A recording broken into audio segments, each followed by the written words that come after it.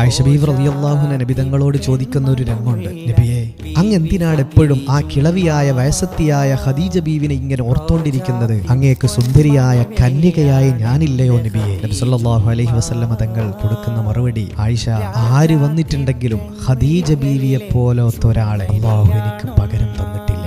അത്രമേൽ പ്രിയപ്പെട്ട ആളുകൾക്ക് പകരമാകാൻ ജീവിതത്തിലേക്ക് ആര് വന്നാലും സാധ്യമല്ല. 25-ാമത്തെ വയസ്സിൽ നബിതങ്ങൾ കല്യാണം കഴിക്കുമ്പോൾ ഖദീജ ബീവിക്ക് വയസ്സ് 40. നബിതങ്ങളെക്കാൾ 15 വയസ്സ് കൂടുതലാണ്. മാത്രമല്ല 2 ഭർത്താക്കന്മാർ ബീവിയുടേത് മരണപ്പെട്ടു പോയിട്ടുണ്ട്.